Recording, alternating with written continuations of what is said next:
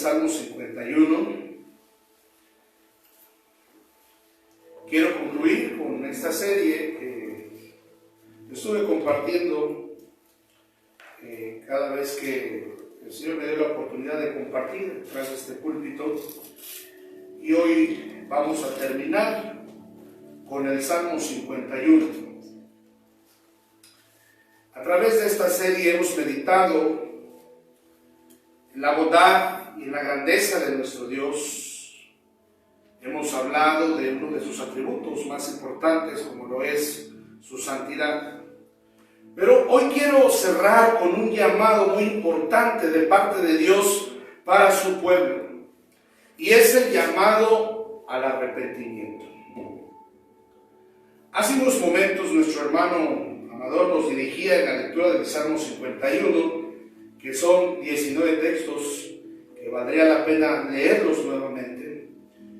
Porque en cada uno de estos textos está plasmado el sentimiento del escritor respecto a su condición delante de Dios. Dice la escritura en el Salmo 51, y un teólogo reconocido llamado William S. Plumer dijo o se refirió acerca del Salmo 51 como la guía del pecador.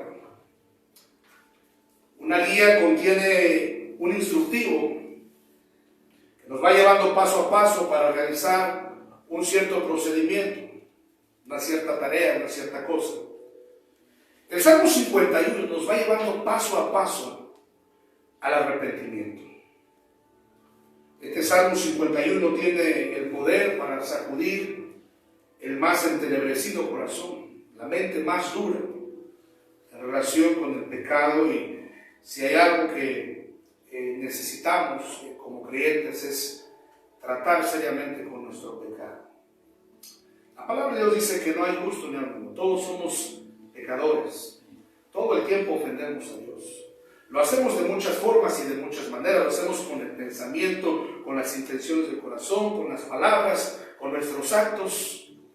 De muchas formas ofendemos a Dios. Una de las doctrinas centrales de la Escritura es precisamente la caída del hombre. Y esa doctrina trata acerca de la desobediencia del hombre hacia Dios. La condición del hombre delante de Dios es de pecado. Y Dios es un ser santo. Por lo tanto, debemos procurar nosotros imitar esa santidad. Pero mire lo que dice la Escritura, por favor, leámoslo nuevamente y enfoquemos nuestra atención en cada uno de estos versos. Dice la Escritura: ten piedad de mí, oh Dios, conforme a tu misericordia, conforme a la multitud de tus piedades, borra mis rebeliones. Lávame más y más de mi maldad y límpiame de mi pecado. Porque yo reconozco mis rebeliones y mi pecado está siempre delante de mí. Contra ti solo he pecado y he hecho lo malo delante de tus ojos, para que sea reconocido justo en tu palabra y tenido por puro en tu juicio. He aquí en maldad he sido formado, y en pecado me concibió mi madre. He aquí tú amas la verdad de lo íntimo, y en lo secreto me has hecho comprender sabiduría. Purifícame con hisopo y seré limpio. Lávame y seré más blanco que la nieve. Hazme oír gozo de alegría y se recrearán los huesos que has abatido. Esconde tu rostro de mis pecados y borra todas mis maldades. Crea en mí, oh Dios, un corazón limpio y renueva un espíritu recto dentro de mí. No me eches de delante de ti y no quites de mí tu Santo Espíritu. Vuélveme el gozo de tu salvación y espíritu noble me sustente. Entonces enseñaré a los transgresores tus caminos y los pecadores se convertirán a ti. Líbrame de homicidios, oh Dios, Dios de mi salvación. Cantará mi lengua tu justicia. Señor, abre mis labios y publicará mi boca tu alabanza. Porque no quieres sacrificio, que yo lo daría. No quieres holocausto. Los sacrificios de Dios son el espíritu quebrantado y el corazón contrito y humillado. No despreciarás tú, oh Dios. Haz bien con tu benevolencia, Sión. Edifica los muros de Jerusalén. Entonces te agradarán los sacrificios de justicia. El holocausto, ofrenda del todo quemada, entonces ofrecerán becerros sobre tu altar. Vamos a Dios en oración. Padre amado, yo te pido que en esta mañana tú hables a nuestros corazones, Señor. Que nos permitas a través del Salmo 51 poder lograr el verdadero arrepentimiento en nuestras vidas. Muchos de nosotros solo vivimos con el remordimiento de lo que hemos hecho. Realmente no hay una convicción plena de pecado. Simple y sencillamente nos sentimos mal por lo que hacemos. Nos lamentamos de hacerlo, pero después volvemos. Perdónanos, Señor. En esta mañana habla en nuestros corazones. Ayúdanos a comprender mejor qué es el arrepentimiento y que podamos procurarlo todo el tiempo en nuestras vidas. Ayúdanos, Dios, en esta mañana. Úsame con poder de lo alto para hacer de bendición a tu iglesia. Doy gracias por mis hermanos que en esta mañana han hecho a un lado sus quehaceres, sus actividades, cualquier cosa, para poderse sentar frente al dispositivo, ya sea un celular, una computadora, para poder seguir esta transmisión. Como iglesia seguimos extrañando a nuestro pastor. Sana los corazones, Señor. Que tu presencia llene ese gran vacío y ese gran hueco que nuestros hermanos en Cristo han dejado en esta congregación. Me refiero a nuestro pastor, a nuestro hermano Eduardo, a nuestro hermano Miguel, a nuestro hermanito Giovanni. Sabemos que las cosas no volverán a ser las mismas sin ellos, pero confiamos en ti, en tu consuelo, en tu abrigo, Señor. En tus manos ponemos este tiempo, porque lo pido y ruego en nombre de Cristo Jesús. Amén y amén. El arrepentimiento, queridos hermanos, es un concepto bíblico. Pero más que ello, es la acción de abandonar aquellas cosas que han afectado nuestra comunión personal con Dios. Arrepentimiento es apartarnos de aquellas cosas que interrumpen, que afectan, que lastiman nuestra comunión personal con Dios. Si recordamos la historia de la creación, una vez Dios hizo a Adán y Eva. Ellos tenían la bendición, gozaban de la plenitud de la presencia de Dios estando en Edén, pero ocurre en el capítulo 3 de Génesis que la historia nos narra que ambos desobedecieron a Dios y su desobediencia trajo consigo una serie de consecuencias. Dice Romanos 5:12, por tanto como el pecado entró en el mundo por un hombre y por un hombre la muerte, así la muerte pasó a todos los hombres por cuanto todos pecaron. Sabemos que la consecuencia del pecado es la muerte. Romanos 6:23 dice, porque la paga del pecado es muerte. Entonces, aquello que afecta a nuestra relación personal con Dios es precisamente el pecado. Ahora, el arrepentimiento es el sentimiento de aflicción que produce el deseo de corregir o enmendar algo. Cuando el creyente está verdaderamente arrepentido en su corazón, habrá un deseo por corregir o enmendar aquellas cosas que ha hecho mal delante de los ojos de Dios. Y hoy necesitamos una iglesia, creyentes, realmente compungidos por sus actos, que deseen apartarse completamente de aquellas cosas que afectan o lastiman su relación personal con Dios. El arrepentimiento es también una doctrina bíblica, queridos hermanos. Es decir, que forma parte de un sistema de enseñanzas fundamentalmente protagónica a través del Antiguo y Nuevo Testamento. Desde tiempos remotos en la historia del hombre y la civilización, el llamado de Dios siempre ha sido el mismo. Si usted lee la historia bíblica del Antiguo Testamento, el llamado de Dios a su pueblo Israel siempre fue el llamado al arrepentimiento. En el Nuevo Testamento, el Señor Jesús en su predicación habló del arrepentimiento. Los apóstoles, los discípulos de Jesús en su predicación le dieron mucha importancia al arrepentimiento. El arrepentimiento es muy importante. El llamado de Dios desde la creación hasta nuestros días, ha sido el llamado al arrepentimiento. En el Antiguo Testamento vemos a Dios instar al pueblo de Israel por medio de los profetas al arrepentimiento. De hecho, ese fue el mensaje central de los profetas: arrepiéntanse.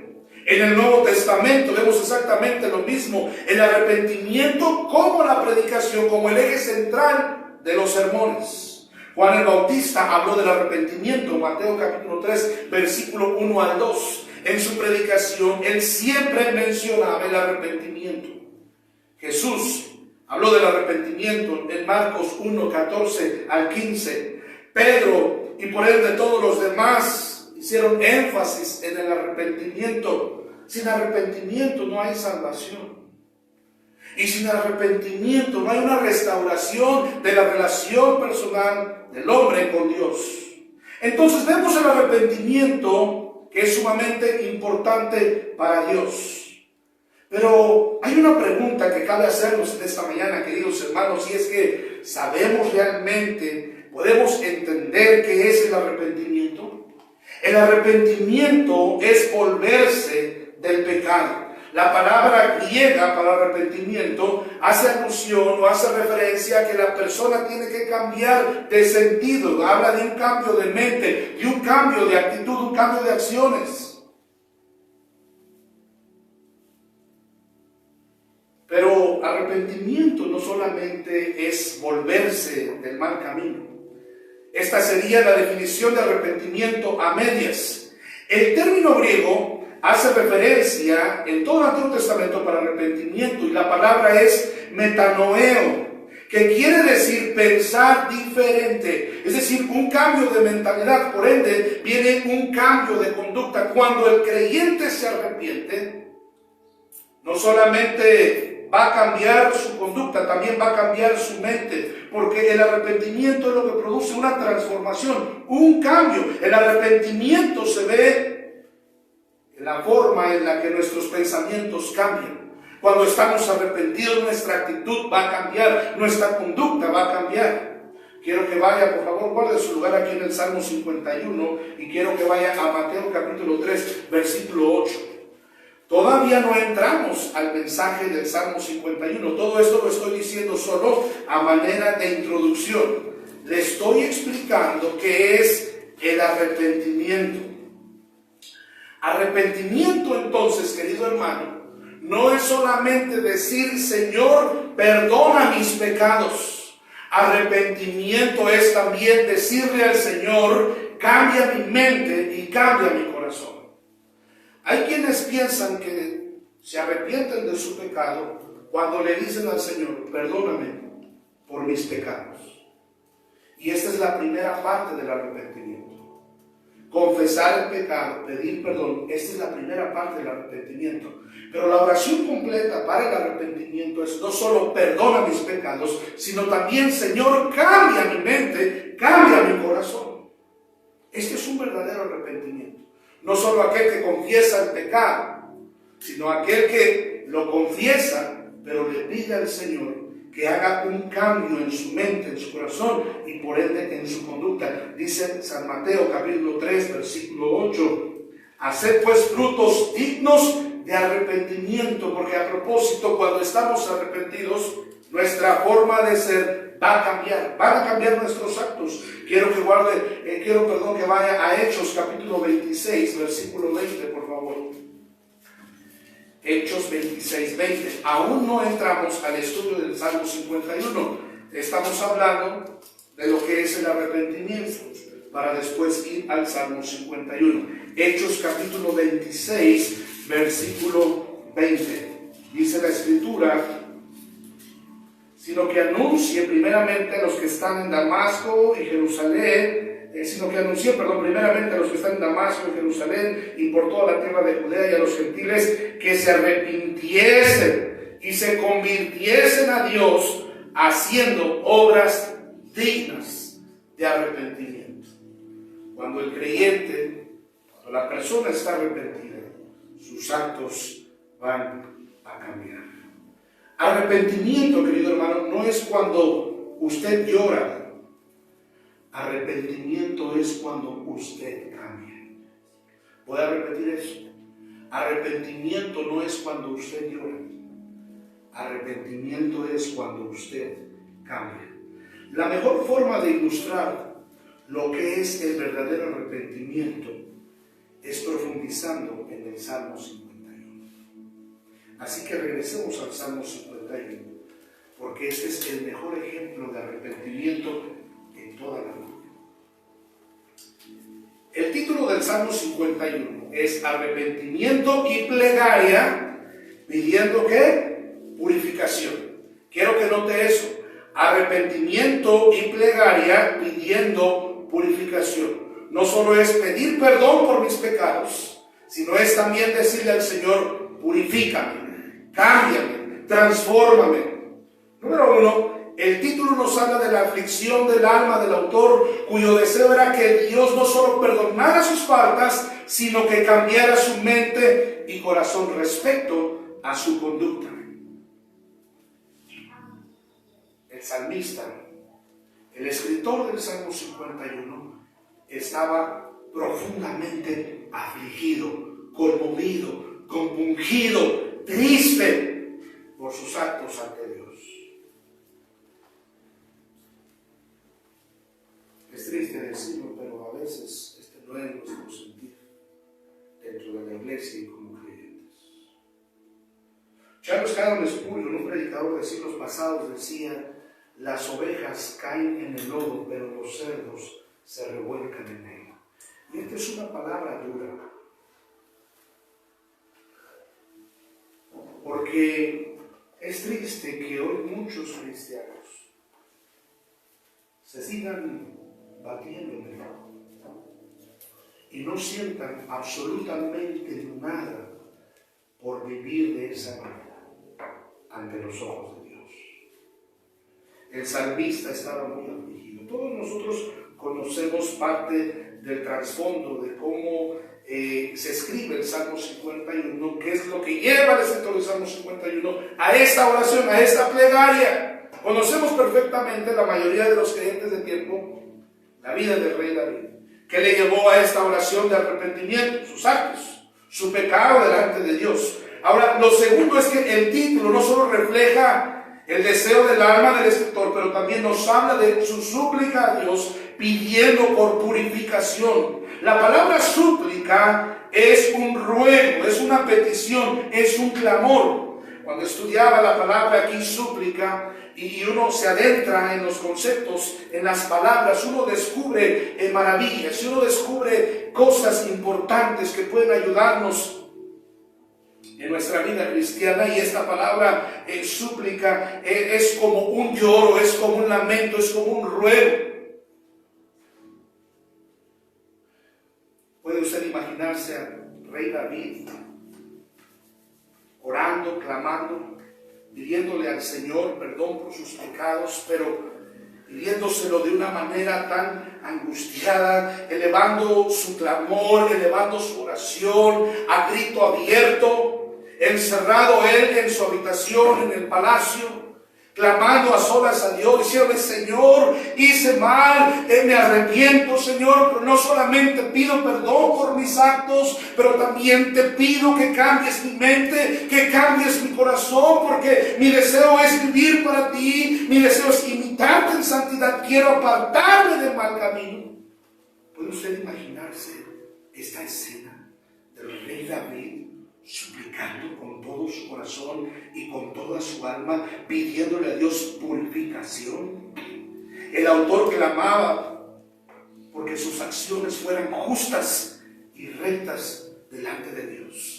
Mire qué tremendo. Ojalá esa fuese nuestra oración, porque hay un momento después de la predicación, después del mensaje, en el cual el pastor hace la invitación para que la iglesia venga y se arrepienta si algo no está haciendo bien, si no estamos viviendo como debemos vivir, si no estamos haciendo lo que debemos hacer. El pastor siempre termina haciendo un llamado, y si nada más fuera nuestra respuesta, queridos hermanos, como iglesia, de venir quebrantados al altar o en el lugar, postrarnos y decir: Señor, perdónanos, pero no solamente perdona nuestros pecados, sino permite que nuestras acciones sean justas y rectas delante de tus ojos.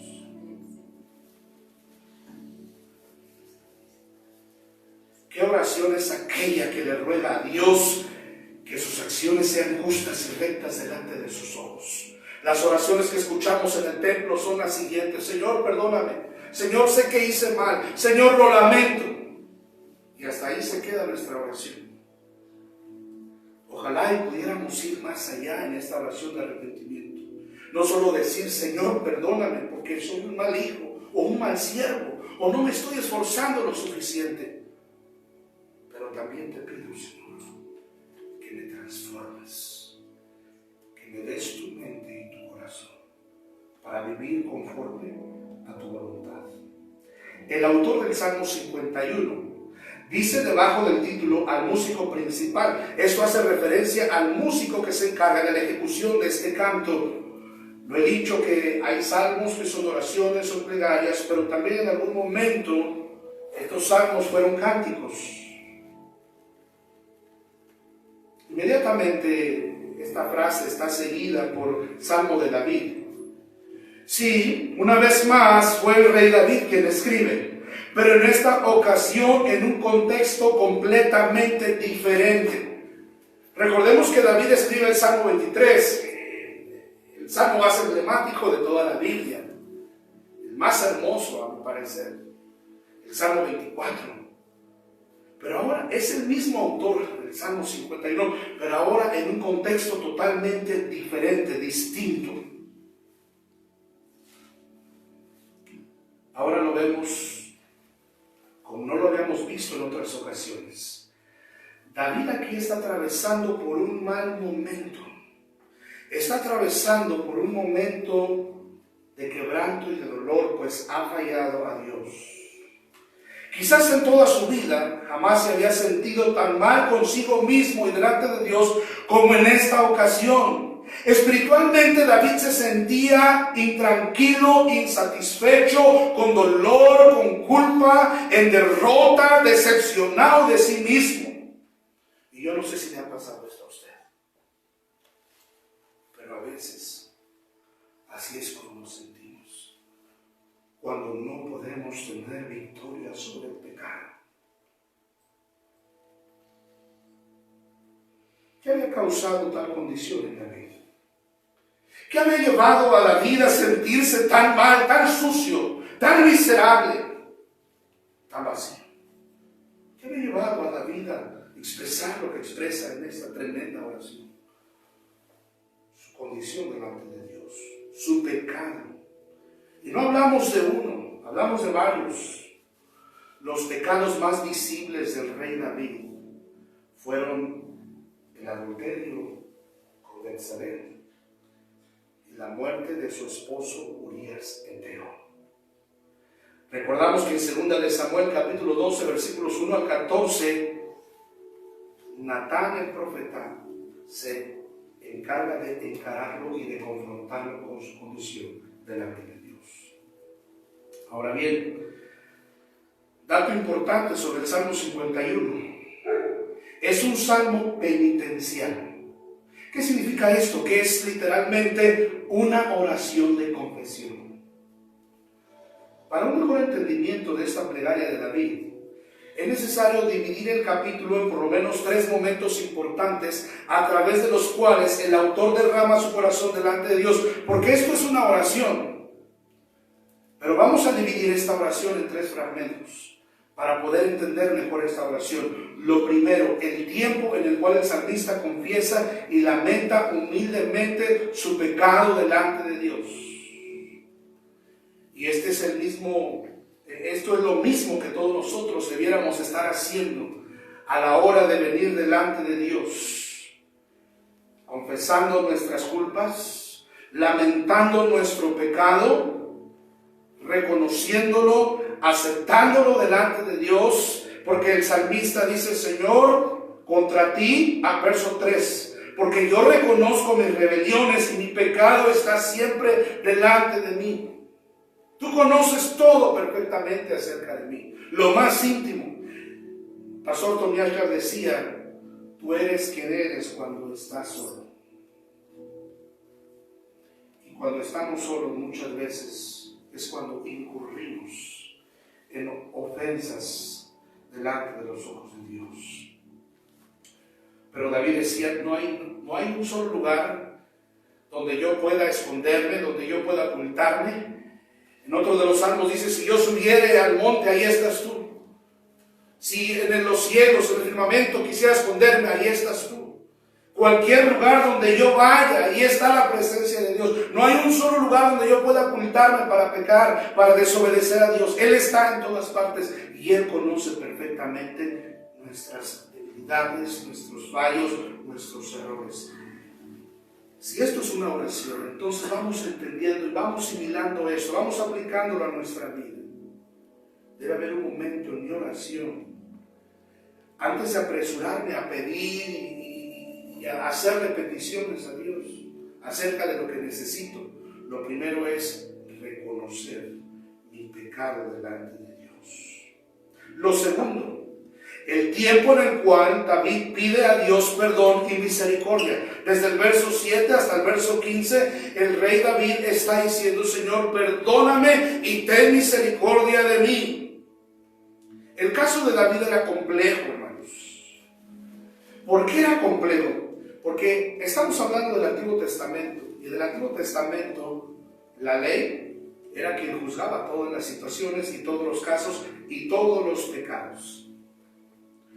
Los pecados de David, conforme a la ley, eran extremadamente graves. Tan graves que David merecía la muerte. Usted puede leer la ley. La ley decía que cualquiera que cometiera adulterio era digno de muerte.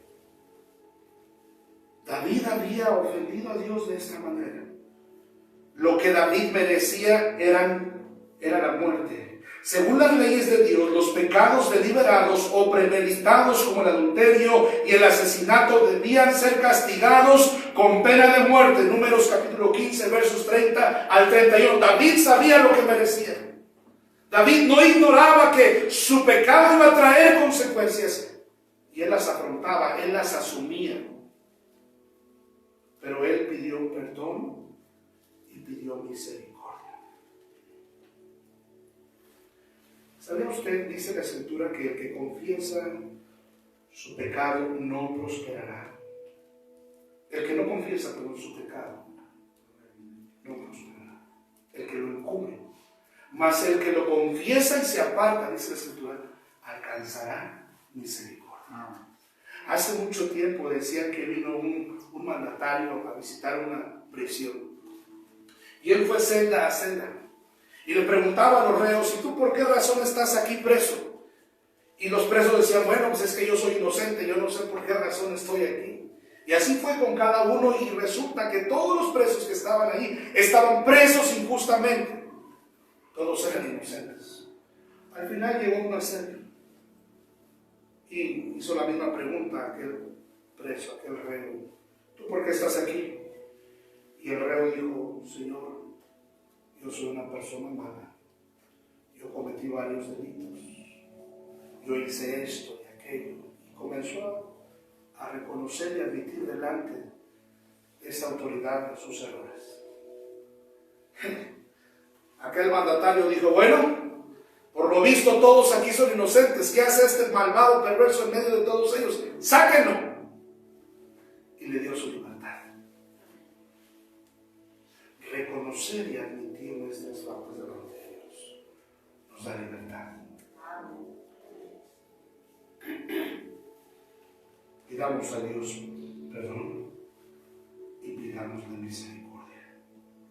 También pedía misericordia. Sabemos más adelante qué pasó. El producto del adulterio, el bebé que tuvo con Betsabé, murió. Es triste, pero el pecado siempre nos alcanza. Número 3. El tiempo en el cual Dios escucha la oración de David. Gloria a Dios. Dice la Escritura que el que a mí viene yo no le echo fuera. Si nosotros venimos con nuestra vida hecha pedazos por el pecado, el Señor no nos va a echar fuera. el Señor desea es que nosotros admitamos, reconozcamos, pidamos perdón, misericordia, que le pidamos que cambie nuestra mente, nuestro corazón. Hermano, Dios no hace a un lado esta oración. Dios no puede rechazar un corazón contrito y humillado. Llegó un momento en el cual David estaba, imagino yo, tirado en el piso llorando, un charco de lágrimas, pidiendo perdón, confesando sus culpas ante Dios. Y yo imagino que de pronto el toque de Dios, la misericordia de Dios, lo tocó, lo abrazó. Le dijo: David, ya no sufras más. Sé que te duele lo que has hecho. Sé que estás avergonzado. Pero yo te sigo amando a pesar de eso. Sigues siendo para mí especial tesoro. Te perdono, David. Puedes levantarte. Puedes continuar tu vida. Dios es bueno, hermanos. Dios es fiel y perdona. Dios recibió la oración de David. David pudo continuar su trayecto, su ministerio, su llamado como rey. Y hermano, lo único que necesitamos en esta mañana para poder seguir es el perdón de Dios. Es sentirnos libres del peso que nos ha causado el pecado. Aquello que nos ha afectado y que nos ha lastimado, que nos ha alejado de la presencia de Dios. Quiero terminar en esta mañana diciéndole, ¿qué aprendemos del Salmo 51? ¿Qué podemos aprender como creyentes, como hijos de Dios, como iglesia? Número uno, que es importante reconocer y confesar nuestros pecados delante de Dios. Lo segundo, es necesario pedir perdón a Dios todos los días, porque todos los días ofendemos a Dios. Dice 1 Juan 9, si confesamos nuestros pecados, Él es fiel y justo para perdonar nuestros pecados y limpiarnos de toda maldad. 1 Juan 2:1 dice, hijitos, si alguno hubiese pecado, abogado tenemos para con el Padre, a Jesucristo el justo. La propiciación por nuestros pecados es Cristo Jesús. Su sangre fue derramada en la cruz del Calvario. Eso que puede limpiar nuestros pecados es la sangre de Cristo. Dice Isaías 1:18, venid luego, dice Jehová, y estemos a cuenta. Si vuestros pecados fueren como la grana, como la blanca lana serán emblanquecidos. Si fueren rojos como el carmesí, vendrán a ser blancos como la nieve. Número 3. ¿Sabe qué podemos aprender del Salmo 51? Que tenemos un Dios fiel que perdona. No importa qué es lo que usted ha hecho. No importa la gravedad de su acto. Dios es fiel y perdona. Él extiende su perdón para usted esta mañana. Número 4. Aprendemos que arrepentimiento no solo es apartarse del mal, pero también implica pedir a Dios que cambie nuestra mente y nuestro corazón. Arrepentimiento, le reitero, no es solo decir, Señor, perdóname por mis pecados, sino también es decirle, Señor, cambia mi mente y mi corazón.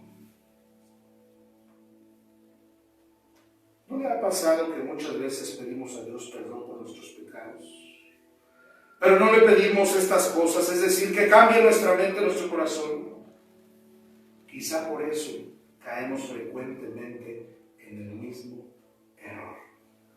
Porque nos quedamos en la primera parte del arrepentimiento, que es decir, Señor, perdóname. Pero la segunda parte importante del arrepentimiento no solo es, Señor, perdóname, sino es suplicar. Transfórmame, Señor. Cambia mi mente y mi corazón. ¿Habrá algo en su vida de lo cual usted tenga que arrepentirse? Yo creo que sí. Yo creo que todos tenemos algo de lo que debiéramos arrepentirnos.